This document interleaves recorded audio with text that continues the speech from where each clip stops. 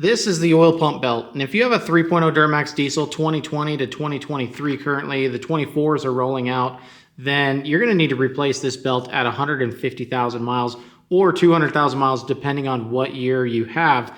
Now in 23, they bumped up from 150,000 mile service interval to 200,000 mile service interval, and the part number did not change at all. So what I have here, this one has 115,000 miles on it. And so what I did was I replaced this and then I kept it so I could show it on video here. And I also put together a whole price list of all the parts that were used, what the costs were, the retail cost, everything in it. You're going to know the whole amount that this is going to cost by the end of this. And you're also hopefully going to be able to trust this belt a little bit more with what I'm going to show you on this belt. I will cut this in pieces or cut it in half, and we'll take a look at the inside. But like I said, it was 115,000 miles on the truck that got this belt. Now it had a leaking rear main seal, and it at that time, obviously 115,000 miles. If this is due at 150, you may as well do this while you're in there. So to do the belt, you have to remove the transmission or at least pull it back, and that will give you access to the rear main cover. And once you pull off that cover plate and the rear main seal, then you can see the actual oil pump belt itself. Now, yes, it is driven off of the crankshaft, and it does drive the oil pump, and it is soaked in engine oil. And so, like I said, this one has 115,000 miles, and you can see how much play was there. There's no tensioner on it or anything like that. It just goes into place. So let's compare the tension of the old belt versus the new belt right here. So this image right here is the old belt, and you can see how much slack there is to it. It seems fairly tight.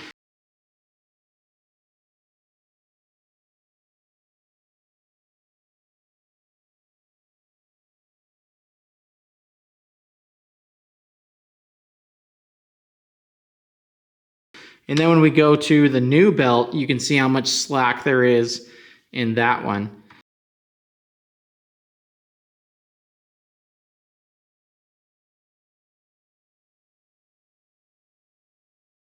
So now let's go ahead and take a close-up look at this belt. Like I said, 115,000 miles, and you can see some slight cracking in there maybe when I do this with the belt. It's a very durable belt.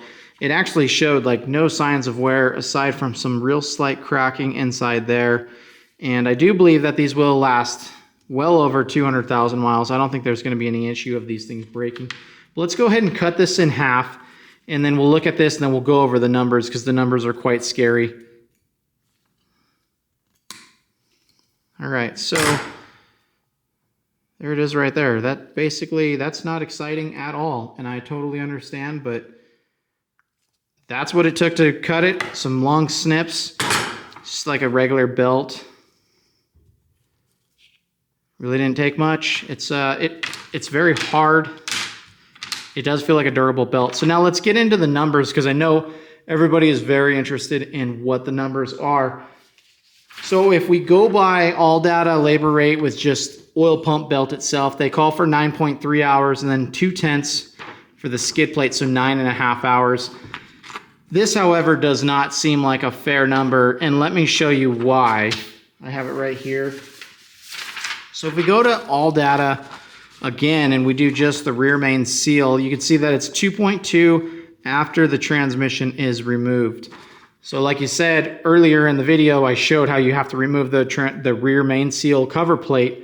So let's factor in 2.2, and right here, remove and install automatic transmission, R&I.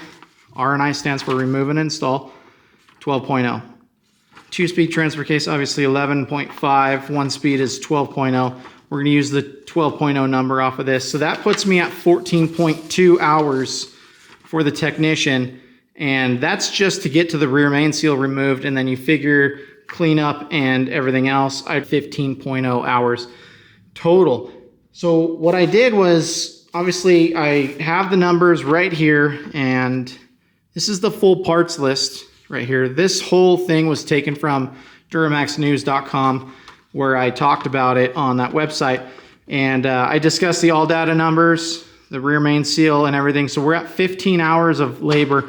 And I put labor at $175. And the reason I did that was because that's the average in my area. So your number will obviously be a little bit different. Could be higher, could be lower, depending on your area. Now, these numbers were as of 9/9/2023. All of these part numbers and everything are what I use. You'll have to look up your own, but I was just trying to get you some basic numbers here, and I did full retail prices. Nobody pays retail prices, right? So everybody likes to shop around and try to find some better rates. I get it. These are the part numbers, these are the prices. So this is like the most that it's going to cost right there. In my opinion, or in my use on this time, is $2,973. Again, your truck is going to vary if it's a 150,000 mile interval or a 200,000 mile interval. But let me tell you, if you're going to go in there for a rear main seal or anything like that, make sure you take care of a couple things back there, as well as the rear main cover plate. Now, there's 2 plugs that are back there that are covered up by the rear main cover plate, and you're definitely going to want to get those removed, cleaned, and then resealed and reinstalled, because those are a leak point, and it would suck to pay for all this labor to go back into it just because of those plugs are leaking. So cover yourself, get those taken care of.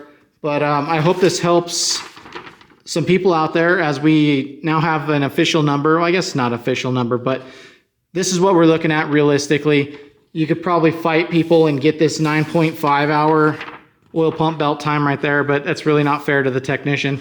So you do what you want to do. I think 15 hours is fair to the technician as well as the owner, because you got to pay for the job that they're doing, and you're removing the transmission and the rear main seal plus the belt. The belt's super quick and easy. Parts were readily available for this. Hope this helps some people out. See ya.